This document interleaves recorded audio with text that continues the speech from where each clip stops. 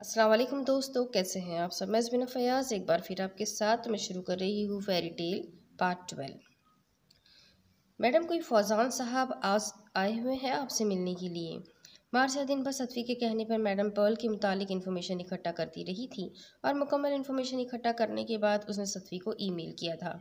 थकावट और बुखार जो अब भी मौजूद था, उसके सबब वो बहुत नकाहत महसूस कर रही थी, मगर ये मार्सिया तकी का मजबूत विल पावर ही था जिसके सबब वो अब तक काम करती रही थी। सो अब जब वो काम ख़त्म कर चुकी थी तो उसका इरादा मासीमा जाकर रेस्ट करने का था। फौजान से सामना करने के बारे में वो फ़िलहाल सोच भी नहीं सकती थी और वो दिन भर से फौजान के वक्फे वक्फे से आते कॉल रिसीव किए बिना इग्नोर करती रही थी। और अभी वो अपना सामान समेट ही रही थी कि पियून की इतला देने पर न जाने क्यों उसका दिल धड़क उठा था। वो नहीं जानती थी कि कॉल का जवाब ना देने पर फौजान उसके ऑफिस तक चला आएगा। आप कह दो कि मार्सिया तकी ऑफिस से जा चुकी है। ज़िंदगी का पहला झूठ मार्सिया तकी ने बिना था बुना था, जबकि क्योंकि अब तक उससे कभी झूठ की ज़रूरत ही पेश नहीं आई थी। प्यून के जाने के बाद वो कुछ देर बाद ऑफिस के बैक डोर से बाहर निकली थी कि एक मर्तबा फिर उसका सेलफोन बज उठा था और कॉल फौजान की ही थी। उस सेलफोन के चमकते स्क्रीन पर नजरें गाड़े हुए थी जहां फौजान कॉलिंग जगमगा रहा था। क्या तुम मुझसे दूर भाग रही हो? एकदम अपने करीब से उभरते फौजान की आवाज़ पर वो बौखलाई थी। एक सेलफोन से सर उठाकर देखा तो वो सामने खड़ा हुआ था। तो तुम यहाँ कैसे? अंदर सीने में मार्सिया का दिल फौजान को देख पूरी रफ्तार से धड़क रहा था, मगर बज़ाहिर वो नॉर्मल थी। उसके चेहरे पर बस हैरान तासुरात थे। प्यून ने कहा था कि तुम जा चुकी हो, मगर बात यह है मिसेस फौजान जुल्किफ्ल कि तुम्हारे सेलफोन का जीपीएस मैंने ऑन करके रखा था। इस तरह मैं तुम्हारी लोकेशन के बारे में जानता था। फौजान कहता अपने सेलफोन मार्सिया के सामने किया जिस पे मैप में नज़र आ रहा था और उस मैप पे एक रेड डॉट नज़र आ रहा था, मगर मार्सिया ने इन सब पे गौर ही नहीं किया था। उसके जहन में तो मिसेस फौजान जुल्कफ्ल गूंज रहा था और वो इस पर हैरान थी कि उसे फौजान की ज़बान से ये सुनकर अच्छा लगा था। वैसे तुमने बताया नहीं कि क्या तुम मुझसे दूर भाग रही हो? मेरा एक भी कॉल रिसीव नहीं किया। फौजान गहरी निगाहों से उसे देखता पूछा, जो उससे निगाहें मिलाने से कतरा रही थी। नहीं, मैं ऐसा क्यों करूँगी, बस थोड़ी बिजी थी। मार्सिया कहती अपने कार की जानिब बढ़ी थी। अच्छा, ऐसी बात है तो फिर ठीक है। अम्मा गाँव वापस जा रही थी तो तुमसे मिलना चाहती थी, इसलिए मैं तुम्हें कॉल कर रहा था। फौजान गैर महसूसाना तरीके से मार्सिया के हाथ से कार का रिमोट ले गया था। क्या अम्मा चली गई? सुनकर मार्सिया को अफसोस हुआ था। नहीं तो अब भी बुखार है। तुम्हें तो अब भी बुखार है। रिमोट लेते वक्त फौजान का हाथ मार्सिया के गर्म हाथ से टकराया था। तशवीश से कहता मार्सिया की पेशानी पे हाथ रखा। कुछ खास नहीं। मार्सिया एक लम्हे के लिए साकित हुई थी, उसकी जानी पहचानी लम्स अपनी पेशानी पे महसूस करके मार्सिया के अंदर जैसे उथल पुथल मच गई थी और अपने अंदर की उथल पुथल को कतई नज़रअंदाज किए वो लापरवाही से बोली, क्या कुछ खास नहीं, गाड़ी मैं ड्राइव करूँगा। मार्सिया को ड्राइविंग की जानिब बढ़ते देख फौजान ने कतई लहजे में कहा था, जिसे सुनकर मार्सिया ने मुड़कर फौजान को देखा, जहां उस चेहरे पे मार्सिया के लिए फिक्रमंदी झलक रही थी।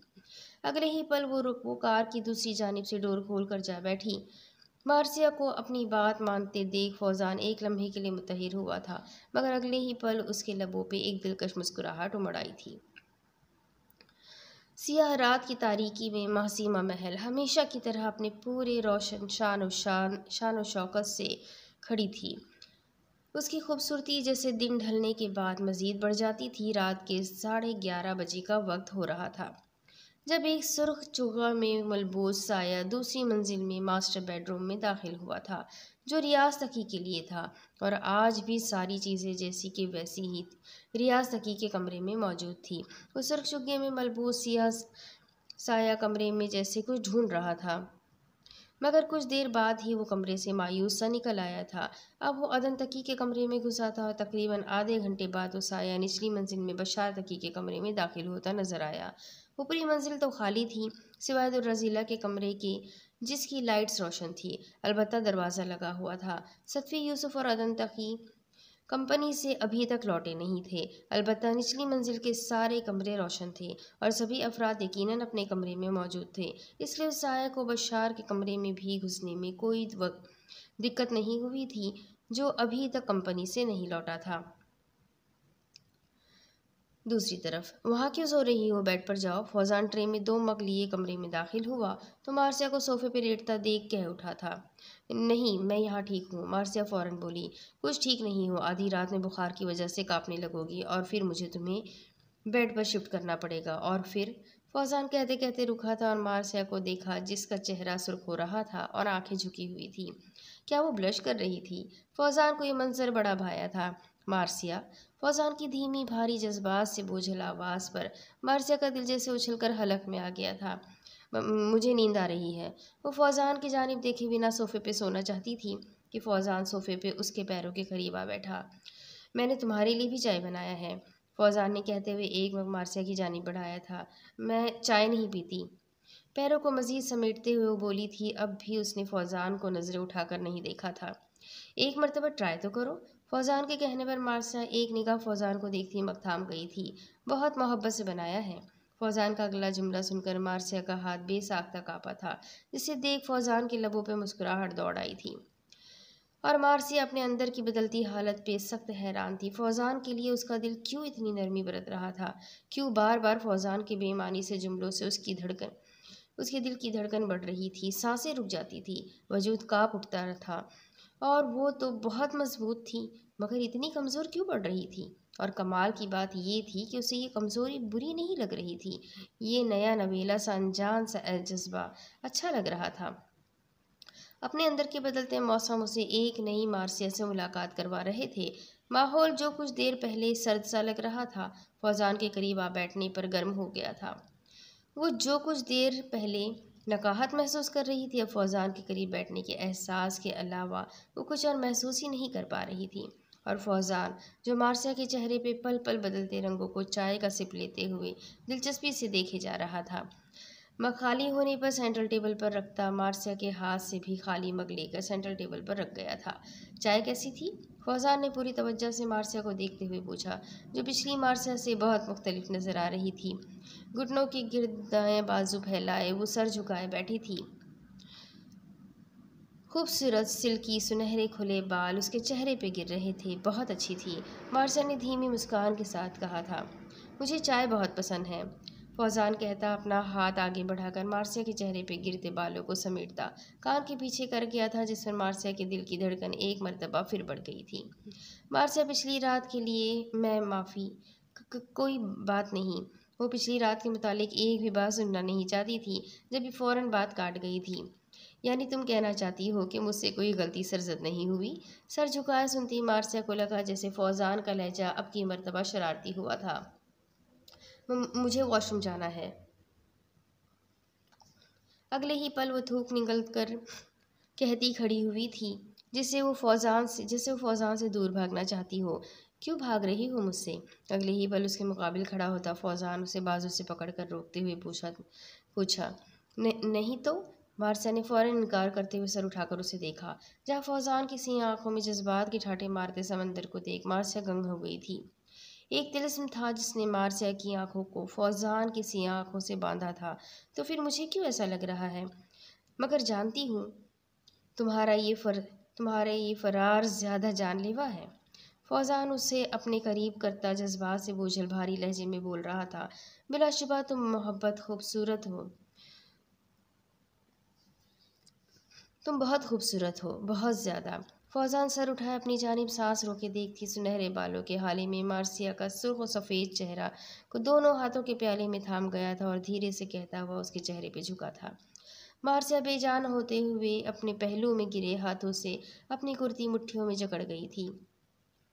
न जाने कितना वक्त गुजरा था, शायद एक लम्हा, एक घंटा, एक दिन, एक महीना, एक साल या एक सदी, या वक्त अपनी जगह थम सा गया था। तब फौजान ने सर उठाकर मार्सिया का चेहरा देखा तो सख्ती से आंखें मीचे हुई थी। मार्सिया, चलो हम नई सिरे से ज़िंदगी शुरू करते हैं। फौजान के धीरे से उसके कान में झुककर कहने पर मार्सिया ने धीरे से अपनी आंखें खोलकर उसे देखा, जो उसके सामने अपना दाहिना हाथ फैलाए हुए था। इस रिश्ते को एक मौका देकर देखो, शायद कि भाईजान की ख्वाहिश तुम्हारी ख्वाहिश बन जाए। मार्सिया के दिमाग में सतफी की आवाज़ गूंजी थी और फिर अगले ही पलों फौजान के हाथ में अपना हाथ देकर अपनी पूरी रजामंदी से फौजान जुल्कफल को अपना आप सौंप गई थी। दूसरी तरफ मैं तुम्हें अंदर अकेले नहीं जाने दूंगा। अदन और सतवी ब्यूटी सिटी आए हुए थे और इस वक्त वो मैडम पर्ल के अड्डे के सामने टैक्सी की पिछली सीट पर बैठे बहस में मसरूफ़ थे। सतवी ने कहा कि अंदर सिर्फ हो जाएगी और अदन उसे अंदर अकेली जाने नहीं देना चाहता था। बेफिक्र रहो, मैं सिर्फ तुम पर मरती हूँ, मैं कोई जहर, एक्सीडेंट, बुलेट्स और तेज़ाब इनमें से किसी से भी नहीं मरने वाली। सतवी का तसल्ली देने का भी निराला तरीका था जिसे सुनकर अदन चिल्ला उठा था, तुम कभी सीरियस भी होती हो? भला मैं क्यों सीरियस हूँ? मैं क्या बूढ़ी हूँ? सतवी ने भी तनक कर जवाब दिया और अदन का बस नहीं चल रहा था कि सतवी के बेतुके लॉजिक पर अपना सर कहाँ दे मारे। देखो अदन, बहस में वक्त गुजर जाएगा, मेरे प्लान में तुम शामिल नहीं हो। तुम्हारी वजह से मेरा प्लान पर पानी, जूस, कॉफ़ी, हॉट चॉकलेट सब कुछ फिर जाएगा। या फिर तुम इतने उतावले पल को देखने के लिए हो रहे हो? सतवी ने बमुश्किल संजीदगी अपनाते हुए कहा था, मगर वो आखिर में फिर पटरी से उतर आई थी। Shut up! अदन अपनी जाने मशकूक निगाहों से घूरती सतवी को देख चिल्लाया था। तो फिर मैं जा रही हूँ। अगर तुम्हें खरोज भी आया तो मुझसे बुरा कोई नहीं होगा। डोर खोलती हुई सतवी का बाजू थाम कर अपनी जानिब करता अदन ने तपिश भरे लहजे में कहा था, अदन तक ही तुम सारे रोमांस का कबाड़ा कर देते हो। ये डायलॉग थोड़ा मोहब्बत से और रोमांटिक अंदाज में भी तो कह सकते थे, और साथ ही इसमें 3 मैजिकल वर्ड में जोड़ सकते थे। नहीं, मगर नहीं, तुम हो वही के वही अज्जड़, खुश्क, बंजर, अनरोमांटिक आदमी। सतवी जले भुने अंदाज में कहती हुई टैक्सी से उतरी थी। ज़्यादा वक्त लगा तो मैं अंदर आ जाऊंगा। अदन उसकी बात एक कान से सुनकर दूसरे कान से निकालता बदस्तूर अपने खुश्क अंदाज में बोला। सतवी को तो जैसे आग लग गई थी अपने इतने लंबे चौड़े रोमांटिक नसीहत के ज़ाय होने पर। पता नहीं वो कौन लोग होते हैं जिनका महबूब रोमियो जैसा रोमांटिक होता है। मेरा खड़ूस तो हर वक्त बंजर सहराई ज़मीन की तरह खुश और अनरोमांटिक ही रहता है। सतवी दांत पीस कर बड़बड़ाते हुए पैर पटकती हुई आगे बढ़ गई थी। मैडम सतवी यूसुफ आई है, कुरैशी ने पॉल से कहा। अच्छा, सुनकर पॉल की आंखें चमक उठी थी। आने दो उसे और मुझे एक गिलास में तेज़ाब ला दो। अब वक्त आ गया है कि सतवी यूसुफ अपना केक का बदला चुकाए। पल ने अपने लबों पर एक सर्द सी मुस्कुराहट तारी किए कुरैशी से कहा था, ओके मैम। कुरैशी कहता हुआ वहां से गया था। थोड़ी देर में ही पल को सतवी अंदर आते दिखाई दी। क्या मुझे कोसने और ताने देने आई हो? काउंटर बार के सामने बैठी पल ने मज़े से सतवी का निढाल गुस्से से भरा चेहरा देख पूछा था। तो ये सब तुम्हारी वजह से हुआ? बिल्कुल, ये सब मेरी वजह से हुआ सतवी। तुम सब कुछ खो दोगी, सब कुछ। कंपनी, अपना शेयर, सीईओ का रुतबा, अपनी फैमिली और करियर, सब कुछ। पल कहती हुई सतवी का फक होता चेहरा देखकर निहायत खुशदिली से मुस्कुराई थी। क्यों कर रही हो तुम ये सब?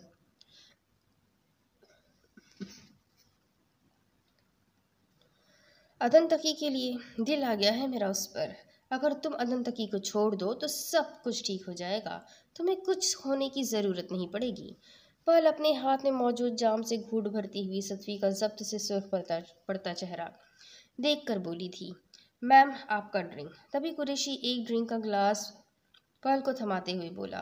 कांच के ड्रिंक ग्लास से छापता वो हल्की सी जर्दीली महलूल को देख पल की आंखें चमकी। आंखों से चमकती आंखों से देखा, एहतियात से थामा और सतवी को देखा जो उसके करीब ही खड़ी थी। ठीक है, क्या ठीक है? पर जो गिलास का महलूल सतवी के चेहरे पर फेंकना चाहती थी, सतवी की बात सुनकर ठिठक कर रुकी। मैं अदन तकी को छोड़ दूंगी। व्हाट? रियली? पल को यकीन नहीं आया था। सतवी का जब्त की इंतहा से सुर्ख चेहरा देखती बेयकीनी से पूछा। क्योंकि उसने अदन के लिए सतवी का पागलपन देखा था, इसलिए उसे यकीन नहीं आ रहा था कि सतवी यूसुफ इतनी जल्दी मान जाएगी। हाँ, अब क्या करूँ? कंपनी और करियर बचाने के लिए तो ये करना ही पड़ेगा। ओह! सतवी के कहने पर पल ने गिलास को काउंटर पर रखा।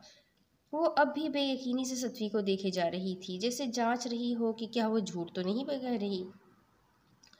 तुमने एकदम सही फैसला किया और अपना खूबसूरत चेहरा झुलसने से बचा लिया। जब पल को पूरा यकीन हो चुका तो अब वो खुशी से खिलखिलाते हुए बोली। बेइंतहा खुशी ही की तो बात थी कि सतवी यूसुफ के सामने घुटने टेक चुकी थी। सतवी यूसुफ उसके सामने घुटने टेक चुकी थी। अदन तक ये उसका होने वाला था। क्या मतलब? पल की बात सुनकर सतवी ने नासमझी से पूछा। मतलब ये कि मेरा जिस पर दिल आ जाता है उस पर सिर्फ मेरा हक होता है, और अगर उसके इर्द गिर्द कोई भी लड़की मंडलाती है तो मैं उसका चेहरा एसिड से जला देती हूँ। तो मिरर से बिगाड़ या तो मिरर से बिगाड़ देती हूँ ताकि दोबारा वो किसी को चेहरा दिखाने के लायक ही ना रहे। और फिर तुम तो अधन तकी की बीवी हो, तुम्हें कैसे छोड़ देती, ये देख रही हो। ये एसिड है, अगर तुम ना मानती तो ये तुम्हारे मुंह पर फेंक कर तुम्हारा ये चेहरा तुमसे छीन लेती और फिर तुम खुद ही अदन तकी को छोड़ देती। मगर अब जब तुम आसानी से मान गई हो तो बच गई तुमने सब कुछ खोने से बचा लिया, वरना मैं तुम्हें तबाह व बर्बाद कर देती। पल सर्द लहजे में कहती, निहायत ही साइको अंदाज में कह कहा लगाई थी, ये डाइवोर्स पेपर है, इस पर सिग्नेचर करो और हर चीज़ बचा लो। पल कहती हुई सतफी के सामने काउंटर बार पे पेपर्स रखा। सतफी ने एक कराही तामेज़ निगाह पल पर डालते हुए पेपर्स काउंटर से उठाया था और अगले ही पल हकदक से देखती पल के सामने उस डाइवर्स पेपर्स के टुकड़े करते हुए पल के मुंह पे दे मारा। तुम्हें क्या लगा साइको की महारानी, मैं तुम्हारी धमकियों से डरकर अधन को छोड़ दूंगी? तुम्हारी फुसकी बम की तरह की धमकियाँ मेरी हील्स के नीचे। अगले ही पल सतफी यूसुफ अपने फॉर्म में आई थी। ये धमकियाँ नहीं है, मैं तुमसे सब कुछ छीन लूंगी। पल हैरत से देख सतफी के बदले हुए अंदाज को देखकर बोली, अगर हिम्मत है तो छीन ले साइको क्वीन। कितनी बुरी हो तुम, मासूम लड़कियों के साथ ऐसे कैसे कर सकती हो? मैं तुम्हारे साथ भी ऐसा ही करूंगी।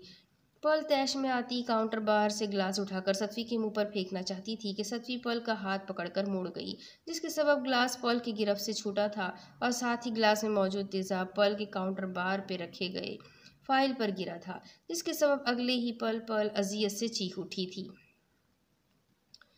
काउंटर बार पर रखे बाएं हाथ पर गिरा था, जिसके सबब अगले ही पल अजियत से चीख उठी थी। काश ये महलूल तुम्हारे हाथ पे ना गिरते हुए तुम्हारे चेहरे पे गिरता, तब तुम्हें एहसास होता कि कितना तकलीफदा है जो तुमने दूसरी लड़कियों के साथ किया है। तुम लोग मुंह क्या देख रहे हो? पकड़ो इसे। आज मैंने तुम्हें तेजाब से ना नहलाया तो मेरा नाम पल नहीं। सतफी की लानत मलामत पर पल जैसे घुर्राते हुए अपने आदमियों को हुक्म दिया, जो हुक्म पाते ही सतफी की जानिब बढ़े थे। सतफी, तभी वहां अदन आया था, जिसे देख पल के आदमियों ने रुकते हुए पल को देखा। पल ने उन्हें आंखों के इशारे से रुकने के लिए कहा था। अदन साहब, मैं आप ही को कॉल करने वाली थी। देखिए, आपकी मेंटल वाइफ ने इस मर्तबा मेरे हाथ पे तेजाब फेंक दिया। अगले ही पल आवाजारी करती हुई कहने लगी थी। अदन हैरत से सतफी को देखते पल के हाथ की जानिब देखा, जो हाथ की पुष्ट से लेकर कोहनी तक झुलसा हुआ नजर आ रहा था। वो पल की जानिब बढ़ता सतफी ने अदन का बाजू पकड़कर रोक लिया। तुम्हारी हिम्मत कैसी हुई चुड़ैल, अदन को कॉल करने का सोचने की भी? अगर कभी ऐसा सोचा भी ना तो तुम्हारा नंबर ट्रक के पीछे लगवा दूंगी। सतफी भड़क कर कहती हुई जैसे धमकी दे रही थी, तुम यहाँ क्या करने आई थी? क्या झगड़ा करने असगर शहर से ब्यूटी सिटी? अदन ने पहले हैरत से पूछा और फिर उसे बड़े जोर का गुस्सा आया था। अदन साहब, आपकी वाइफ नहीं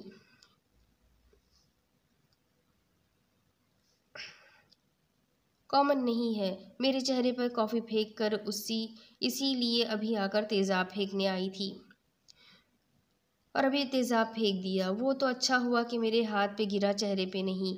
पल बेबसी से मगरमच्छ के आंसू बहाते हुए कह रही थी, सॉरी पल, जिस पर अदन खामखा शर्मिंदा होकर माफ़ी मांग गया। तुम तो मुझसे भी बड़ी ड्रामा क्वीन निकली पल। गैंगस्टर होकर ये मासूमियत तुम्हें सूट नहीं कर रही। सतफी के बुरा सा मुंह बनाकर कहने पर पल गड़बड़ाते हुए खूनी निगाहों से सतफी को देखने लगी।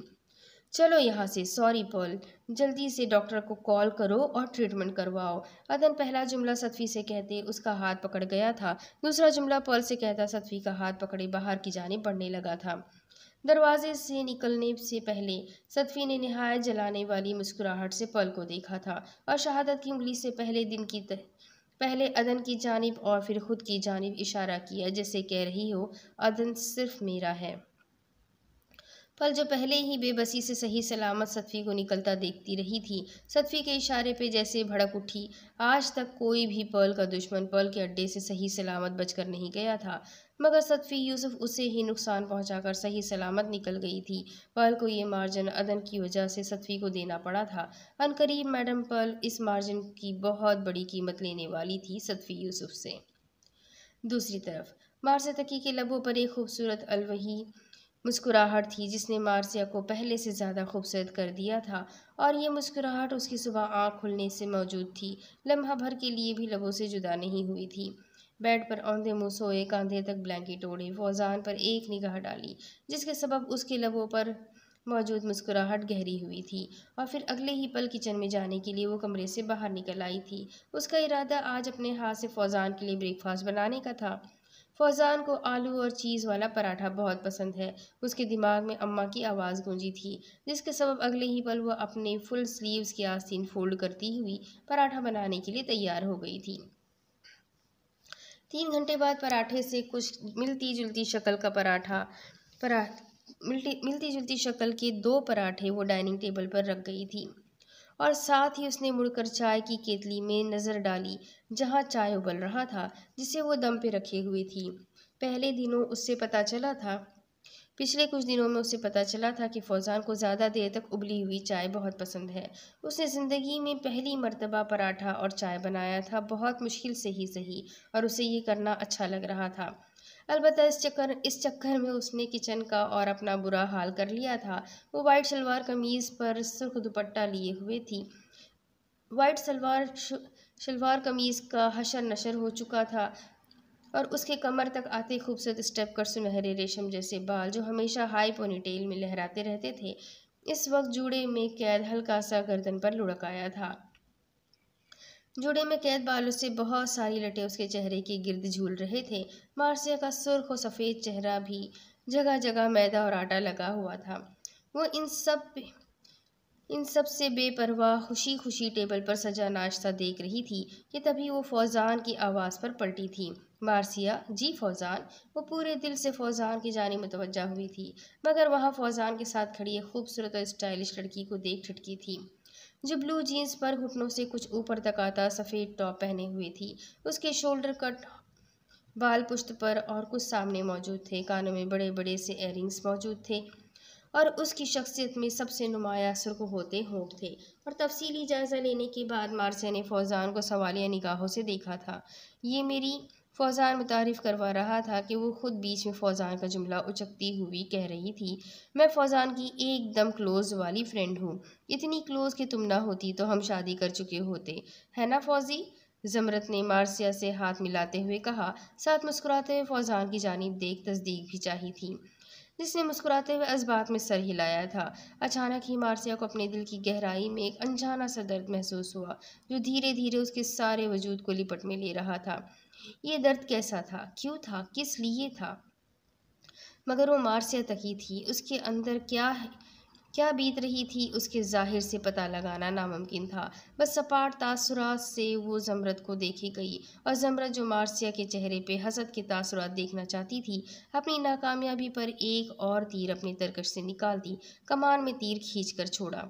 फौजी, तुम तो कह रहे थे कि तुम्हारी वाइफ वर्किंग वूमेन है, मगर ये तो हाउस वाइफ लग रही है। ज़मरत के तंज पर फौजान ने पहली मरतबा गौर से मार्सिया को और एतराफ़ का माहौल देखा, और तभी मार्सिया का सेल फ़ोन बज उठा था। वालेकुम अस्सलाम सतफ़ी, हाँ हाँ मैं आ रही हूँ, मार्सिया कहती हुई सेल फ़ोन ऑफ करने के बाद फौजान को देखा, जो हैरान नज़र आ रहा था। फौजान, ये नाश्ता मैंने तुम्हारे लिए बनाया है, मैं भी तुम्हारा साथ देती, मगर सतफ़ी ने बुलाया है, ज़रूरी काम है। 1 मिनट रुको, फौजान से कहती वो पलटकर किचन से निकलना चाहती थी कि फौजान की आवाज़ पर रुकी थी। थैंक्स फॉर ब्रेकफास्ट, फौजान मुस्कुराकर कहता अपनी उंगलियों के पोरों से मार्सिया के रुखसार पे लगा आटा साफ कर गया। ऑलवेज़ वेलकम, मार्सिया मुस्कुराकर कहती कमरे से निकल गई थी। हो गया तुम्हारा रोमांस खत्म? ज़मरत ने जलते हुए तनक कर पूछा था। बस नहीं, बस रिहर्सल कर रहा था, आखिर तो तुम्हारे साथ भी करना है ना, वो तो नज़र ही आ रहा है। फौजान के छेड़ने पर ज़मरत बुरा सा मुँह बना गई। चलो नाश्ता करते हैं, तुम इसे नाश्ता कहते हो? फौजान के कहने पर ज़मरत ने इस्तेज़ा अंदाज में कहते हुए पराठे की प्लेट को उठाकर डस्टबिन में उल्टा दिया, और चाय के मग को बेसिन में। ये क्या किया तुमने? कितनी मेहनत से बनाया था उसने, फौजान बेइख्तियार सदमे से चिल्लाया था। चलो किसी रेस्टोरेंट में अच्छा सा नाश्ता करते हैं, फौजान की किसी बात का नोटिस लिए बगैर ज़मरत फौजान का बाजू पकड़कर खींच गई थी, जिसने ज़मरत के साथ घसीटते हुए एक अफसोस भरी निगाह डस्टबिन में डाली थी, और साथ ही उसे मार्सिया का हुलिया नज़र आया था, जिसे देखकर लगता था कि उसने काफ़ी मुश्किल और मेहनत से उसके लिए नाश्ता बनाया था। अगले ही पल सर झटक कर मार्सिया का चेहरा जैसे जहन से निकालता वो ज़मरत की जानिब मुतवज्जा हो गया था। दूसरी तरफ, तुम्हारी वाइफ कहाँ है डॉक्टर मोहम्मद खान? मोहम्मद इस वक्त असगर शहर के एयरपोर्ट से बाहर ही निकल रहा था कि जब वो प्राइवेट कॉल से आने वाले कॉल को रिसीव करता। दूसरी जानिब की बात सुनकर घुर्राया था। कौन हो तुम? इतनी जल्दी भूल गए? तस्दीक भरे लहजे में पूछा गया था। लहजा काफ़ी जाना पहचाना था मोहम्मद के लिए। भला मैं अपनी फैमिली, करियर, ज़िंदगी बर्बाद करने वाले को कैसे भूल सकता हूँ? मोहम्मद ने सर्द लहजे में कहा था। उसकी पेशानी की सारी नसें उभर आई थी, आंखें सुर्ख हो उठी थीं। ओह, खुशी हुई ये जानकर कि तुम अपने सौतेले भाई को अभी तक नहीं भूले। ये सुनकर तो मेरी आंखें भर आई है। दूसरी जानिब वो कहता कह कहा लगा गया था। वैसे तुमने पूछा नहीं कि मैंने तुम्हारी वाइफ का जिक्र क्यों किया। वो दरअसल उसके लिए वो दरअसल इसलिए कि मैं इस वक्त तुम्हारी वाइफ की कार फॉलो कर रहा हूँ। मेरा इरादा उसे किडनैप करके टॉर्चर करने का है और टॉर्चर करके मार देने का है। कहते हुए उसके लहजे में सर्द महरी सिमट आई थी। तुम ऐसा कुछ नहीं करोगे? सुनकर जैसे मोहम्मद कांप उठा था। कौन रोकेगा मुझे? क्या पिछली मर्तबा तुम अपनी माँ, सौतेले बाप को मरने से रोक पाए थे? हाँ, जो अब अपनी बीवी को मरने से रोक पाओगे? क्यों कर रहे हो तुम ऐसा? उसके इस्तेज़ा अंदाज में कहने पर मोहम्मद खान जैसे अजियत से चीखता हुआ पूछा था, मगर कॉल डिस्कनेक्ट हो चुका था। झेली। अगले ही पल वो कांपते हाथों से सेल फोन पे दुर्रजीला के नंबर पे कॉल कर रहा था, जिसे आखिरी बेल पर उठाया गया था। कॉल रिसीव होने पर मोहम्मद ने बेकरारी से दुर्रजीला को पुकारा था। ये मैं हूँ स्वीट ब्रो, तुम्हारा प्यारा सा भाई। तुम्हारी मासूम सी वाइफ इस वक्त मेरे सामने खड़ी खौफ से कांप रही है। लग रहा है जैसे अगले ही पल गिरकर बेहोश हो जाएगी। इसे तो मारने की ज़रूरत ही नहीं पड़ेगी। मोहम्मद के जिस्म में खौफ की एक सर्द लहर दौड़ी जब उसने रजीला के बजाय उस सर्द सी आवाज़ को सुना। अगर तुम्हें अपनी वाइफ जिंदा चाहिए तो मैं लोकेशन टेक्स्ट कर रहा हूँ, 5 मिनट है तुम्हारे पास, कहकर कॉल काट दिया गया था। मोहम्मद बेजान सा घुटनों के बल बैठता चला गया। एक मर्तबा फिर वो मता खोने की आजमाइश में गिरफ्तार हुआ था। बड़ी मुश्किल से उसने खुद के टूटे वजूद को जोड़ा था। अगर एक मर्तबा फिर ऐसा कुछ हुआ तो शायद खुद को रेजा रेजा होकर बिखरने से नहीं रोक पाएगा। दूसरी तरफ चाचू काफ़ी नाराज़ नज़र आ रहे थे। मार्सिया मासीमा पहुंची तो सबसे पहले उसका सामना अदन से ही हुआ था। अदन से सतफ़ी के मुतालिक पूछने पर वो बुरा सा मुँह बना गया था। मुझसे मत पूछो उस बेवकूफ़ के बारे में। रियली, क्या वो पर्ल से सिर्फ झगड़ने के लिए गई थी ब्यूटी सिटी? अदन जले भुने अंदाज में कहता हुआ चला गया था। वो कब मुझसे नाराज़ नहीं होता, सतफ़ी ने ठंडी आह भरते हुए कहा था। अदन उसे भी काफ़ी डांट चुका था, बल्कि ब्यूटी सिटी से सारा रास्ता वो सतफ़ी को डांटता हुआ ही आया था। आपने उन्हें अपने प्लान के मुतालिक क्यों नहीं बताया?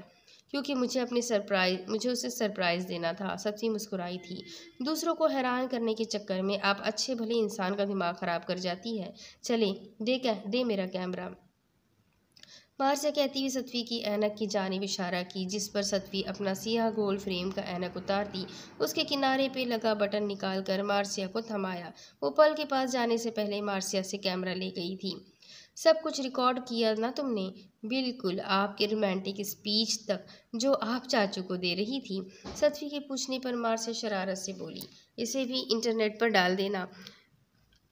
ना बाबा, मुझे चाचू के हाथ से कत्ल थोड़ी ना होना है। सतवी के कहने पर मार्सिया फौरन हाथ जोड़ गई थी। अब पर्ल को अरेस्ट होने से कोई नहीं बचा सकता।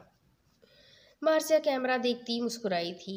वैसे मार्गो नाम की एक विक्टिम ने, जो पर्ल की ज्यादती का शिकार हुई थी, अपनी और कुछ दूसरी लड़कियों की वीडियोस भेजा है। अच्छा, खुद से भेजा है? मार्सिया के कहने पर सतवी ने हैरान होते हुए पूछा। खैर, जो भी है, अब पर्ल को कोई भी बचा नहीं सकता। आप कब दे रही हैं प्रेस को अपना बयान? अभी। Call the press.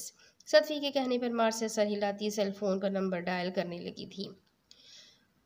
दूसरी तरफ वो एक 5 स्टार होटल का स्वीट था, जहाँ की लोकेशन मोहम्मद को सेंड की गई थी। खौफ से धड़कते दिल के साथ उसने दरवाजे पे हाथ रखा ही था कि दरवाज़ा खुलता चला गया। अंदर दाखिल होने पर सामने ही कमरे में सोफे पर दुर्रा ज़ीला बैठी नजर आई थी। ज़ीला। उसके पुकारने पर दुर्रा ज़ीला फ़ौरन उसकी जानिब मुतवज्जा हुई थी और उसे देख अपनी जगह से खड़ी हो गई थी। तुम ठीक तो हो? अगले ही पल उसने आगे बढ़कर दुर्रा ज़ीला को खुद से लगाकर उसकी सलामती का यकीन किया था। अब तक तो ये ठीक है, मगर आगे भी ठीक रहेगी या नहीं, ये तुम पर मुनहसिर होगा, कहता हुआ वो सामने जो करीब ही खिड़की पर खड़ा था मोहम्मद दुर्रज़ीला को खुद से अलग करके उसका हाथ अपने हाथ में मजबूती से थामे सामने खड़े शख्स की जानिब मुतवज्जा हुआ था, जो सियाह लिबास में सर पे सियाह पी कैप पहने था और उसका चेहरा भी सियाह मास्क से ढका हुआ था। क्यों किया तुमने मेरे साथ ऐसा? क्यों दी मेरी मम्मा को जहर? क्यों फंसाया अपने घिनौने काले करतूत में अपने सगे बाप को? सुर्ख आंखों से कहते मोहम्मद के चेहरे की सारी नसें जैसी खिंची गई थी। वो शदीद अजियत से पूछ रहा था। उसके करीब ही खड़ी दुर्रज़ीला को लगा जैसे मोहम्मद की सारी अज़ियतें उसके अंदर भी सरायत कर रही हो। उसकी आंखें नम होने लगी थी। उसने गुस्से से सामने खड़े शख्स को देखा और फिर एक लम्हे के लिए वो जैसे झटकी थी। ये सब पुराने सवालात हैं, तुम नया सवाल क्यों नहीं करते? जैसे कि मैंने तुम्हारी बीवी को क्यों अगवा किया? वैसे इसे अगवा करना कुछ खास मुश्किल नहीं था। ये खुद इस होटल में किसी से मिलने आई थी, सो तन्हा राहदारी में देखा तो गन पॉइंट पर इस स्वीट में ले आया। वैसे तुम ये क्यों नहीं पूछते कि तुम्हारी नेक मम्मा की तरह कहीं तुम्हारी नेक बीवी भी तो धोखेबाज नहीं? Shut up Mobi, just shut up. उसके कहने पर मोहम्मद जैसे तकलीफ और अजियत से दहाड़ा था। मोहम्मद के दहाड़ पर दुर्रज़ीला के अंदर जैसे खौफ की कपकपाहट दौड़ गई थी। अगर एक भी लफ्ज़ मज़ीद मेरी मम्मा के लिए कहा तो जान ले लूँगा तुम्हारी। लहू रंग होती आंखों से उसे देख वो गुर्राया था। सच कड़वा होता है। खैर, हर कोई सच की कड़वाहट बर्दाश्त नहीं कर पाता। वो जैसे अफसोस से कहता आगे बढ़कर सिंगल सोफे पर बैठ गया था और जैकेट के अंदरूनी हिस्से से गन निकाल कर सेंट्रल टेबल पर रखता। वो टेबल पर रखा फाइल मोहम्मद की जानिब ढकेला था। इन पेपर्स पर दस्तखत कर दो। ये कैसे पेपर्स है? हॉस्पिटल के शेयर्स के पेपर्स हैं। तुम्हारे सौतेले बाप ने अल हयात हॉस्पिटल के सारे शेयर्स तुम्हारे नाम कर दिए हैं। सगा मेरा बाप था मगर सौतेलापन निभाया मेरे साथ। मोबी तल्खी से बोला था, जिसे सुनकर मोहम्मद खान हैरान हुआ था।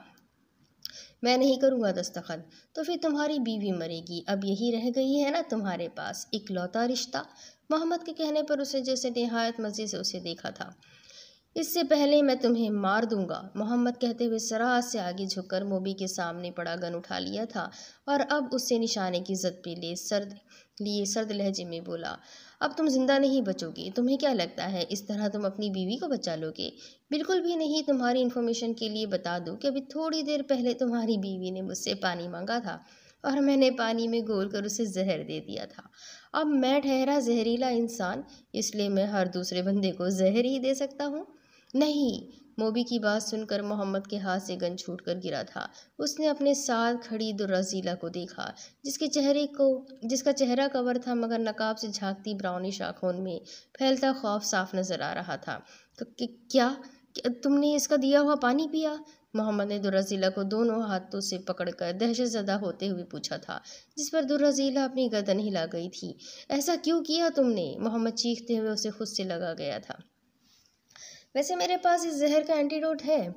अगर तुमने दस्तखत कर दिया तो मैं ये तुम्हें दे दूंगा। इस तरह तुम्हारी बीवी तुम्हारी माँ की तरह तड़प तड़प कर मरने से बचेगी। मोबी ने कहते हुए उसे एक छोटी सी कांच की बोतल दिखाई जिसमें सुर्ख रंग का कैप्सूल मौजूद था, जिसे देख मोहम्मद को लगा जैसे किसी ने उसे जिंदगी की नवीज सुना दी हो। अगले ही पल वो टेबल पर रखे फाइल्स पर झुकता तेजी से दस्तखत कर गया था। मैंने कर दिया सिग्नेचर, अब वो एंटीडोज मुझे दो। Well done. एक बात याद रखना प्यारे भाई, अगर एंटीडोज ज़मीन पर गिरी तो किसी काम की नहीं रहेगी। मोहम्मद के मांगने पर मोबी कहता हुआ उस कांच की बोतल को हवा में उछाल गया था, जिसे देखते हुए मोहम्मद की सांसें रुकी थी। मोहम्मद की बेजान होते चेहरे को देख मोबी झुककर फाइल और कालीन पर गिरा गन उठाता दुर्रज़ीला को बेजान सा होते सर्द मुस्कुराहट के साथ कालीन पर गिरते देखता स्वीट से बाहर निकल गया था। इधर मोहम्मद छत के निहायत करीब से लौट कर आते बोतल को घूर रहा था और इससे पहले कि वो बोतल ज़मीन पर गिर कर टूटती, मोहम्मद उसे कैच करता मुट्ठी में दबोच गया था। दुर्रज़ीला। कांच की बोतल को मुट्ठी में दबोचता वो दुर्रज़ीला की जानिब मुड़ा, जहाँ दुर्रज़ीला को कालीन पे पड़ा देख मोहम्मद की जान निकल गई थी। जैसे दुर्रज़ीला, नहीं नहीं ज़ीला, प्लीज़ प्लीज़। मोहम्मद उसके पास घुटनों के बल बैठता गिड़गिड़ा रहा था। उसका सर अपने जानों पे रखता वो उसके चेहरे से नकाब हटाता। दुर्रज़ीला की बंद आँखों को देख जैसे उसकी धड़कन भी बंद हो रही थी। दुर्रज़ीला के मुंह से सफ़ेद झाग सा निकलने लगा था। प्लीज़ प्लीज़ ऐसा मत करो, मुझे तन्हा मत छोड़ो। नहीं। मोहम्मद रोते हुए अपने आस्तीन से दुर्रज़ीला के मुंह से निकलता सफ़ेद झाग साफ करते हुए बोलने लगा। उसकी लहू लहू होते आंखों से लहू रंग आंसू बहने लगे। दुर्रा ज़ीला के रुखसार पे गिर रहे थे। ज़ीला प्लीज़ प्लीज़ आंखें खोलो ज़ीला। वो अज़ियत से चीखता हुआ दुर्रा ज़ीला को झंझोड़ रहा था। मोहम्मद जी। बारीक नहीफ सी आवाज़ उसकी समाज से टकराई थी। वो बेयकीनी से आंखें खोले अपनी जानिब देखती दुर्रा ज़ीला को देखने लगा। ज़ीला प्लीज़ प्लीज़ इसे निगलो, वो कहता हुआ दुर्रा ज़ीला के मुंह में एंटीडोज डालने लगा। तुम्हें कुछ नहीं होगा। वो दुर्रा ज़ीला को एंटीडोज निगलता देखता रहा और अपने कांपते लफ्ज़ों में बोला, ज़ीला देखो प्लीज़, आंखें मत बंद करना प्लीज़। एंटीडोज निगलने के बाद दुर्रा ज़ीला को एक मर्तबा फिर आंखें मूंदता देख वो खौफ और अज़ियत से चीखा था, मगर फिर भी दुर्रा ज़ीला आंखें मूंद गई थी। दूसरी तरफ सतफ़ी यूसुफ के स्टेटमेंट के साथ पर्ल का वो वीडियो जिसमें वो खुद एतराफ़ जुर्म कर रही थी और सतफ़ी पर तेज़ाब फेंकने की कोशिश कर रही थी, और साथ ही मार्गो और दूसरी लड़कियों का झुलसा हुआ और बिगड़ा चेहरा सोशल मीडिया पे आ चुका था, जिसे देख मैडम पर्ल के ख़िलाफ़ अवाम का शदीद गुस्सा ऊद आया था। उसके लिए अरेस्ट वारंट भी इशू हो चुका था। वहीं दूसरी जानिब सतफ़ी यूसुफ अवाम में अपने शौहर से सच्ची मोहब्बत करने वाली बीवी के नाम से काफ़ी मकबूल हो गई थी। देखते ही देखते वो एक पसंदीदा सेलिब्रिटी बन चुकी थी और दूसरी औरतों के लिए मिसाल कि अपने शौहर को इस तरह किसी दूसरी औरत के साथ देखने पर मोहब्बत के लिए सब कुछ कुर्बान कर देना ही असल मोहब्बत थी। और ये कि अब उन्हें भी सतफ़ी यूसुफ के नक्श कदम पर चलते हुए अपने शौहरों से खूनी बला की तरह चिमट जाने वाली औरतों को बिना सोचे समझे सबक सिखाना चाहिए। और कंपनी के शेयर्स जिनकी कीमत तेज़ी से गिर रही थी, अब उतनी ही तेज़ी से बढ़ रही थी। गैर मुल्की डेलीगेशन जो मुआहिदा तोड़ कर लौट गए थे, वो ये कहते हुए वापस सतफ़ी के पास तहाइफ लेकर वापस लौट आए कि इस वीडियो का पसे मंज़र जानकर उन्हें बहुत खुशी हुई और उन्हें फ़ख्र है कि वो एक ऐसी लेडी से जुड़े हैं जो अपने शौहर के इश्क के समंदर में गोते गोते डूबी है। भला आजकल ऐसी वफा परस्त इश्क के लिए इंतहा तक जाने वाली पागल किस्म की लेडी कहाँ मिलती है।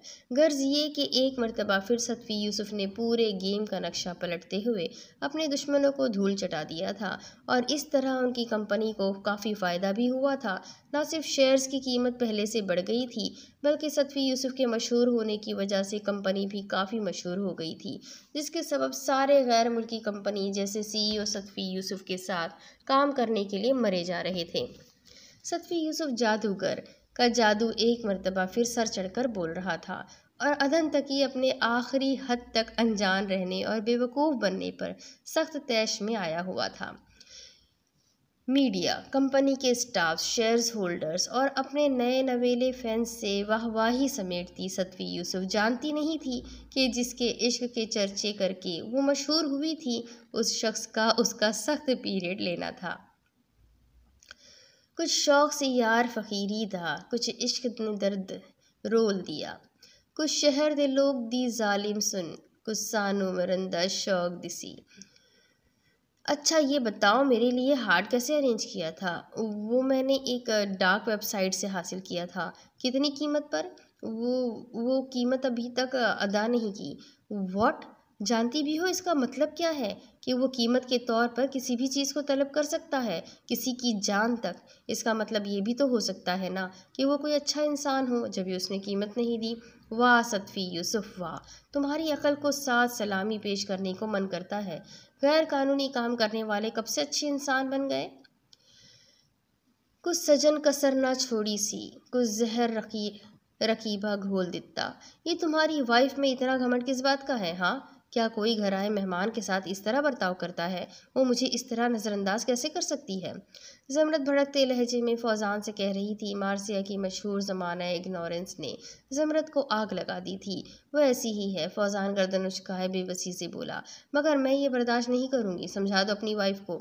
ज़मरत उंगली उठाकर वॉर्न करते हुए बोली, हाँ हाँ समझा दूंगा, गुस्सा शांत करो अपना। फौजान के कहने पर ज़मरत गुस्से से घूरते हुए वहाँ से गई थी। मार्सिया प्लीज़ ज़मरत के साथ अपना बर्ताव चेंज करो, वो नरमी से बोला। फौजान के कहने पर वार्डरोब से अपना लिबास निकालती मार्सिया ने अपने अंदर एक आग दौड़ती महसूस की थी। कुछ हिज्र फराख दा रंग चढ़िया, कुछ दर्द माही अनमोल दिता।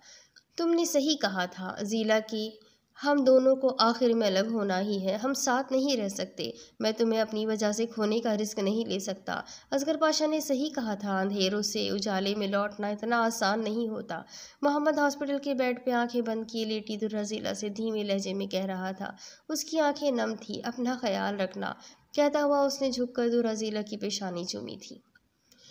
दूसरी तरफ सतफी कहाँ है? अदन ईडीएनटी कंपनी के कैबिन में हमीद के टेबल के गिर्द बैठता हुआ पूछा। सतफी अपना कारनामा अंजाम देने के बाद अदन के गुस्से के खौफ से छिपती फिर रही थी। वो मासीमा में अदन के हाथ ही नहीं आ रही थी। जब भी वो हमीद को कॉल करता कंपनी आया हुआ था, होगी कहीं अपने ऑफिस। हमीद कैंटीन में मौजूद लड़कियों को ताड़ते हुए बोल रहा था, तुम ये लड़कियों को घूरना बंद करो और सतफी को मैसेज करके यहाँ बुलाओ। अदन हमीद की मसरूफियत को देख खौफजदा होता हुआ बोला, देखो अदन, आज सारी लड़कियां मुझे घूर रही है, क्योंकि सतफी के खौफ की वजह से उन्होंने यकीनन अपने दिल पर पत्थर रख कर तुम्हें अपना भाई बना लिया होगा। हमीद टेबल पर पड़ा सेलफोन उठाकर सतफी को टेक्स्ट मैसेज भेजकर शरारत से अदन को छेड़ रहा था। तो फिर इसका मतलब ये है कि तुम्हारा क्रश खत्म हो चुका? अदन ने भी अपना कारीवार कर दिया था, जिस पर अगले ही पल हमीद सीधा हुआ था। नहीं यार, मेरा क्रश तो मेरा मुस्तकबिल है, ये लड़कियां तो यूं ही हैं मेरे भाई। क्यों बुलाया है मुझे यहाँ? करीब से सतफी की आवाज़ उभरने पर हमीद ने सर उठाकर देखा। वो सामने ही खड़ी थी, अलबत्ता अदन की पीठ उसकी जानिब होने के सबब वो अदन का चेहरा देखने से कासिर थी। ये तुमसे एक जेंटलमैन मिलना चाहता था। कौन सा जेंटलमैन? हमीद के कहने पर सतफी ने बेजारी से पूछा था। मैडम, मैं नाचीज़ आपसे मिलना चाहता हूँ, क्योंकि मशहूर होने के बाद आप तो हाथ ही नहीं आ रही। CEO ma'am. अदन रुख मोड़ कर सतफी को देखता लफ्ज़ चबा चबा कर बोला। अदन को देख सतफी का चेहरा वक हुआ था। हमीद के बच्चे, मैं तुम्हें इस गद्दारी पे छोड़ूंगी नहीं। सतफी दांत पीस कर कहती फौरन भागने के से अंदाज में वापस मुड़ी थी। सतफी रुको। अदन चेयर से उठते उसके पीछे जाते दबे दबे लहजे में बोला, ताकि आस पास वाले लोग मुतवज्जा ना हो। मगर सतफी बिना रुके भागे जा रही थी। वो लिफ्ट की जानिब बढ़ी, मगर लिफ्ट इंगेज थी, जब भी खुल नहीं रही थी। सतफी ने घबरा कर मुड़कर पीछे देखा। अदन काफ़ी खतरनाक तेवर से आता दिखा, जिसके सबब वो अगले ही पल सीढ़ियों की जानिब बढ़ी थी। सतफी को एक बार फिर अदन के गुस्से से दबी दबी आवाज़ सुनाई दी, मगर वो खौफजदा सी सीढ़ियाँ तेज़ी से चढ़े जा रही थी कि हील्स की वजह से उसका पैर मुड़ा था। एक दर्द भरी चीख निकली थी उसके मुंह से। इससे पहले कि वो गिरती पीछे आता, अदन तेजी से एक साथ कई सीढ़ियां फलांगता सतफी के गिरने से पहले पहुंचा और उसको थाम गया था। पागल हो गई हो क्या? भाग क्यों रही हो मुझसे? वो गुस्से से दबे दबे लहजे में चिल्लाता हुआ सतफी को सीढ़ी पे बिठाया था। क्योंकि तुम डांटोगे मुझे ना, इसलिए। प्यार तो करते नहीं हो, बस डांटते ही जाते हो। सतफी मुंह बसोरती हुई बोली थी। शट अप, तुमने बहुत अच्छा काम किया है ना, जो तुमको ना डांटूं।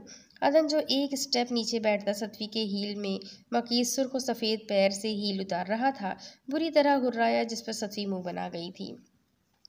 तुम्हें एहसास भी है तुमने क्या किया? मैंने इस वजह से तुम्हारे साथ साथ रहा कि कुछ उल्टा पुल्टा काम ना कर दो, मगर मुझे ना बताकर की ना बेवकूफ़ों वाली हरकत। कौन सी बेवकूफ़ों वाली हरकत की? सब कितनी तारीफ़ कर रहे हैं और पल को सही सबक मिला, अब वो अपने असली ठिकाने पहुंच जाएगी। सतफी बदस्तूर मुंह बनाए बोली, तुम्हें लगता है वाकई में पल अपने आप को निहायत आसानी से अरेस्ट करवा लेगी? तो तुम्हारी इन्फॉर्मेशन के लिए बताऊं कि पल अंडरग्राउंड हो चुकी है। अदन उसकी अक्ल पर अफसोस करते हुए बोला, हाँ, ये तो मैंने सोचा ही नहीं था कि वो अंडरग्राउंड हो जाएगी। मुझे पुलिस को साथ लेकर ही जाना चाहिए था। तुम कभी कुछ करने से पहले सोचती भी हो? अदन सतफी को पुरख्याली अंदाज में बड़बड़ाते देख घूरता हुआ बोला था। अच्छा चलो छोड़ो ना, अपना गुस्सा थूक दो। अगले ही पल सतफी अदन के चेहरे पर बदस्तूर मौजूद गुस्से भरा तासुरात देख लाड़ से बोली, तुम हरकतें ही ऐसी करती हो, दिल चाहता है खींच कर लगाने का।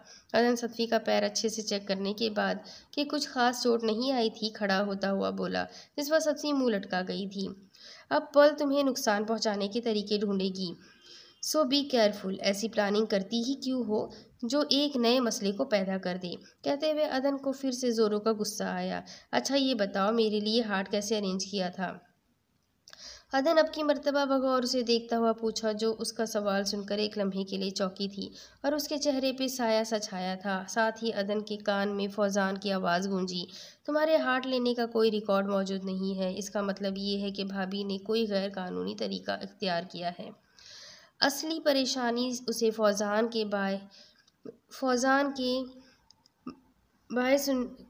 के बारे में सुनने के बाद ही हुई थी। उसने सतफी के बैंक अकाउंट रिकॉर्ड से चेक किया था, जिसमें किसी भी बड़े अमाउंट की ट्रांजैक्शन के बारे में भी नहीं था। तो फिर सतफी ने किस बेस पर हार्ट हासिल किया था? वो मैंने एक डार्क वेबसाइट से हासिल किया था, सतफी ने धीमे लहजे में कहा। जानती थी वो इस सवाल पर यूं ही नहीं आया होगा, सारा रिसर्च पहले ही कर लिया होगा, जब भी झूठ बोलने का रिस्क नहीं ले पाई। कितनी कीमत पर? अदन के अगले सवाल पर सतफी की आवाज़ हलक में घुटी थी। उसने सर उठाकर अदन की सुर्ख आंखों में देखा, जो रजीला और मार्सिया जैसी थी, चमकदार, रोशन और बेदाग। वो कीमत अभी तक अदा नहीं की। सतफी ने बड़ी मुश्किल से जुमला मुकम्मल किया, जिसे सुनकर अदन का दिमाग भग से उड़ गया था। व्हाट? जानती भी हो इसका मतलब क्या है? कि वो कीमत के तौर पर किसी भी चीज़ को तलब कर सकता है, किसी की जान तक। अदन का गुस्सा अब की मर्तबा आउट ऑफ कंट्रोल हुआ था। इसका मतलब ये भी तो हो सकता है ना कि वो कोई अच्छा इंसान हो, जब भी उसने कीमत नहीं ली। सतफी ने खुद को संभालते हुए सहमे हुए अंदाज में वजाहत की। वाह सतफी, यूसुफ वाह, तुम्हारी अकल को साथ सलामी पेश करने का मन करता है।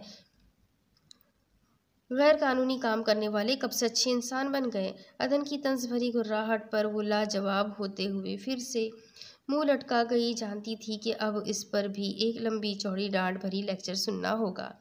मुझे समझ नहीं आता कि तुम जज्बात छोड़ अकल से कब काम लेना शुरू करोगी।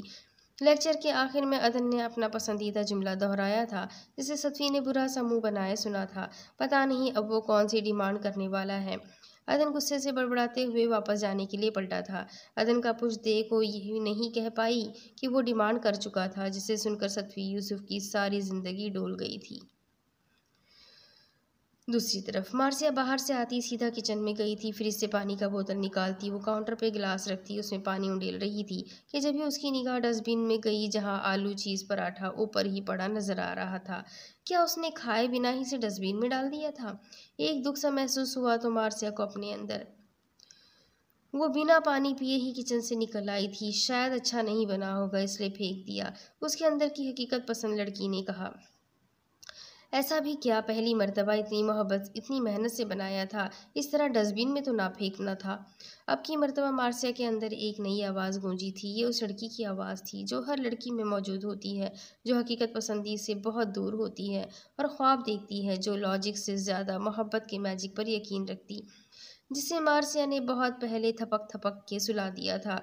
मगर उसकी आवाज़ सुन के यूँ लगा जैसे अब वो अंगड़ाई लेकर बेदार हो चुकी हो।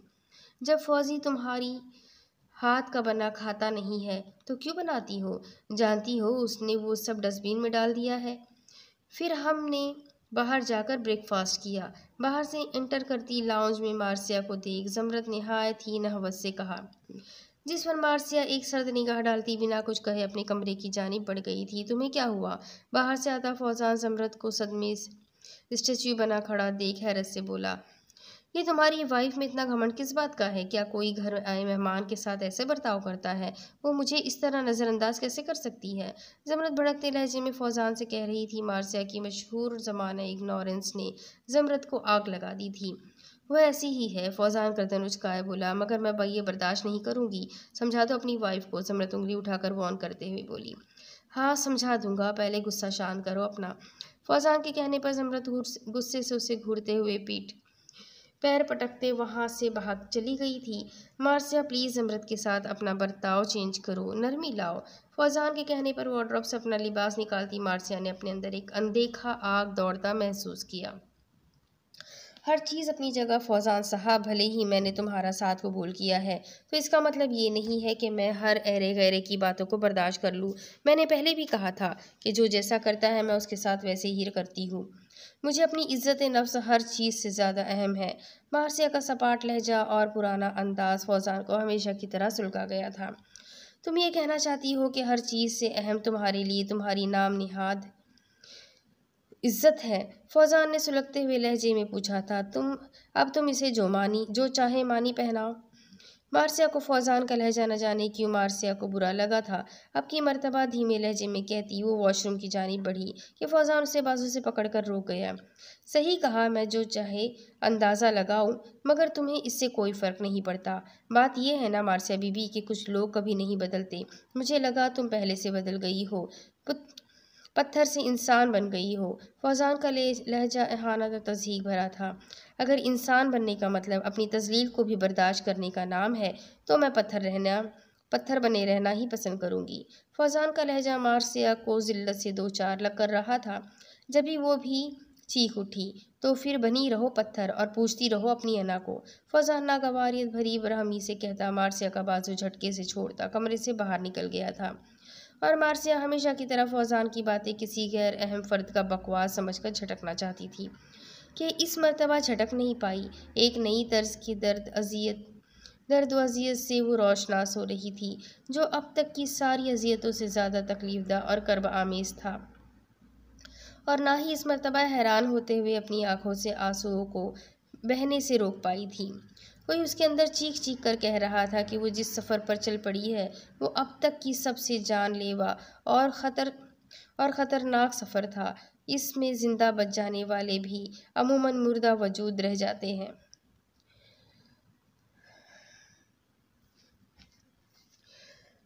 बहारो फूल बरसाओ शौहर से जलील होकर आई है। हमीद सतफ़ी को लटके मुंह के साथ चेयर घसीट कर बैठते देख शरारत से छेड़ा, जिस पर सतफ़ी ने बुरा सा मुंह बनाकर उसे घूरा था। दोस्त जान तूने कमाल का काम किया। जिसको सारी दुनिया सर पर उठाए फिर रही है उसे तूने सर से उठाकर ही पटक दिया। हमीद अपने करीब बैठते अदन को देख हंसते हुए बोला, ये तुम्हारी जान कब से हो गया? ये मेरी जान है। सतवी ने मुंह लटकाए कॉफ़ी का मग थामा था कि हमीद की बात सुनकर तनक कर बोली, सतवी की बात सुनकर अदन को बेइख्तियार अपना चेहरा गर्म होता महसूस हुआ था। जब भी दांत पीस कर तंबीह की और एतराफ़ पे नज़र दौड़ाई जहाँ सब अपने आप में मसरूफ़ थे, कोई उनकी जानिब मुतवज्जा नहीं था। क्या सतवी, हाँ, जिस नाम से मैं भी तुम्हें मुखातिब नहीं करती, इससे ये घोंचू क्यों मुखातिब कर रहा है तुम्हें? सतवी ने जलते हुए हमीद को घूरते हुए कहा था। क्या ये जानती नहीं कि तुम मुझे मनाने के लिए कैसे कैसे रोमांटिक वर्ड्स इस्तेमाल करते हो? हमीद को सतवी का जला भुना चेहरा बड़ा मज़ा दे रहा था। जब भी सतवी को मज़ीद जलाने के लिए अदन से कहने लगा, कैसे वर्ड्स? सतवी ने बेयकीनी से अदन को देखते हमीद को देखा जहाँ अदन गड़बड़ाया था। हमीद, अपना मुँह मत खोलना। अदन ने धीमे से हमीद को तंबीह की, मगर कौन सुनता। हमीद को तो सतवी को चिढ़ाने का बेहतरीन मौका मिला था, कैसे छोड़ता भला। अदन मुझे जाने मन जाने जिगर स्वीट हार्ट वगैरह कहता ही रहता है। हमीद बड़े मज़े से कह रहा था और अदन ने झरझरी लेते हुए सतवी के हाथ में थामे कॉफ़ी के मग को देखा था, जिस पर हर गुजरते पल सतवी की गिरफ्त मजबूत हो रही थी। आज शायद कॉफ़ी से मुँह धोने की बारी हमीद की थी। इन नामों से तो तुमने कभी मुझे भी नहीं पुकारा। सतवी ने कहते हुए खूंखार निगाहों से अदन को देखा था। मुझे कुछ काम है। अदन फौरन उससे पेशतर कुर्सी से एक्सक्यूज़ करके उठता हुआ वहाँ से गायब हुआ था। तुम्हें भला क्यों पुकारेगा? तुम हमीद का जुमला मुकम्मल होता इससे पहले हमीद के चेहरे पर नीम गर्म कॉफ़ी उड़ती हुई आई थी, जिस पर हमीद ने हक तक सर झुकाकर अपने फॉर्मल सूट को देखा, जिसका कतई कॉफ़ी ने कबाड़ा कर दिया था। तो वो तुम्हें क्यों पुकारता है? सतवी ने घुर्राते हुए हमीद से पूछा। अब उसके हाथ में पेस्ट्री की प्लेट थी। हमीद का चेहरा पर मेकअप करने के इंतज़ार में थी। ये मुझसे क्यों पूछ रही हो? अपने शौहर से पूछो ना। अब की मर्तबा हमीद ने सहमे हुए अंदाज में सतवी को देखते हुए मिनमिनाते हुए कहा, जो झांसी की रानी बनी हुई थी, और साथ ही सामने टेबल पर नज़र डाली जहाँ के सारे सौगात आज उसके चेहरे की जीनत बनने वाले थे। देख मेरी माँ, मैं अपने कान पकड़ता हूँ। मेरी तौबा, जो आज के बाद किसी को इन नामों से पुकारूँ या खुद को पुकारे जाऊँ। मैं अपनी बीवी को भी इन नामों से नहीं पुकारूँगा और ना ही उसकी ज़बान से खुद के लिए सुनूँगा। हमीद ने फ़ौरन उसे पेशतर के टेबल के सारे सौगात उसके चेहरे पे उड़ कर पड़ते कान पकड़कर घिघिया कर कहता चेयर से उठ भाग खड़ा हुआ था। कैसे दोस्त हो तुम? हाँ, आस्तीन के साथ कोई इस तरह मैदान में अकेला छोड़ता है क्या? और कैशियर काउंटर पर जाकर ही सांस ली, जहां अदन को देख उसकी जान ही जल गई थी। मैंने मना भी किया था मगर तुमने मेरी कहाँ सुनी। अदन उसे अफसोस से देखते हुए बोला, ये मैडम पर्ल तो यूं ही बदनाम है, इससे बड़ी साइको तो तुम्हारी वाइफ है। हमें झुलसते हुए कहता टिश्यू से अपना चेहरा और लिबास साफ करने लगा था। सही कहा, अदन पूरा मुत्तफिक था। क्या सही कहा, सारी फसाद की जड़ तुम हो। जहाँ तुम्हारी बात हुई वहाँ लगता है जैसे सत्फी के अंदर कोई पागल जुनूनी हुलूल कर गई पागल जिन्नी हलूल कर गई हो। अभी भी मुझे रकीब समझते हुए झपट पड़ी। क्या मेरी शक्ल लड़कियों जैसी नजर आती है? तेरी और मेरी दोस्ती आज से ख़त्म, कमीने इंसान। हमें तदन पर उलटता काउंटर पे मौजूद लड़की को अपनी जानी मुस्कुराता देख खा जाने वाले अंदाज में घूरता वहां से रफू चक्कर हो गया था। मार्सिया मासीमा आई थी और दुर्रजीला के कमरे में थी। काफ़ी दिन हो गए थे उसने दुर्रजीला से बात नहीं की थी। उसका उदास होता दिल ये सोचकर मज़ीद उदास हुआ था। मार्सिया दुर्रजीला के स्टडी टेबल की जानिब आई, जहाँ सामने ही उसे खूबसूरत सा सियाह मखमली कवर वाली डायरी नज़र आया था, जिसके ऊपर डायमंड्स जुड़े हुए थे। दुर्रजीला को ये डायरी उसी ने गिफ्ट की थी। एक नम सी मुस्कुराहट लबों पे सजाया उसने डायरी खोला, जहाँ फ्रंट पेज पे ही खूबसूरत हैंडराइटिंग में इंग्लिश में वर्ड्स लिखे गए थे। Love is the only fairy tale. हम कभी भी फेरी टेल पे भरोसा नहीं करते, मगर कभी कभी वो सच भी हो जाती है। इस फेरी टेल को सच करने के लिए सिर्फ एक मोहब्बत की ज़रूरत होती है। मोहब्बत जो कई तरह के शहर का संगम होता है, और फिर मोहब्बत ही होती है जो हमें उड़ने के लिए पर फराहम करती है और हमें उड़ाकर फेरी लैंड ले जाती है, और फिर हम फेरी टेल में जीने लगते हैं। जहाँ मार्सिया महूसा पड़ रही थी कि तभी उसका सेल फोन बज उठा था। मार्सिया ज़ेली हॉस्पिटल में है, फ़ौरन पहुंचो यहाँ। सत्वी की परेशान सी आवाज़ सुनकर मार्सिया के हाथ से सेलफोन छूट कर गिरा था और अगले ही पल वो बाहर की जानिब दौड़ी थी।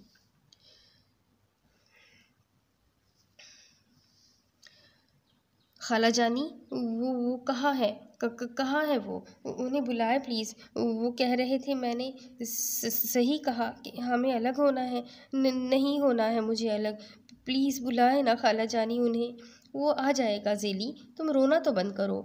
दुर्राज़ीला रोती हुई अपने सामने बैठी सत्फ़ी से कह रही थी। मोहम्मद खान ने जाने से पहले दुर्राज़ीला के सेल फ़ोन पे सत्फ़ी को टेक्स्ट करके हॉस्पिटल का एड्रेस सेंड किया था, और जब से दुर्राज़ीला होश में आई थी, रोते हुए बस इसी तरह कहे जा रही थी जैसे अब भी वो मुकम्मल होश में ना हो, और सत्फ़ी उसे नम आँखें लिए समझा रही थी।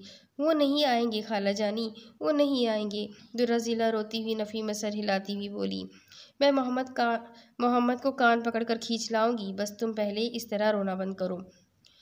दुर्राज़ीला को इस तरह तड़प तड़प कर रोते देखना किसी अजियत से कम नहीं था। मैं कैसे रोना बंद करूं खाला जानी? यहाँ यहाँ बहुत तकलीफ़ हो रही है। ये क्यों हो रही है? दुर्राज़ीला शिद्दत गरिया से कहती हुई अपने सीने की जानिब इशारा कर रही थी, जिस पर सत्फ़ी को लगा उसका दिल जैसे फट रहा हो। ज़ेली, सत्फ़ी उससे खुद से लगा कर रो दी थी। सत्फ़ी ने रोते हुए आंसू भरी आंखें उठाकर सामने देखा तो आंसू जब्त कर दी।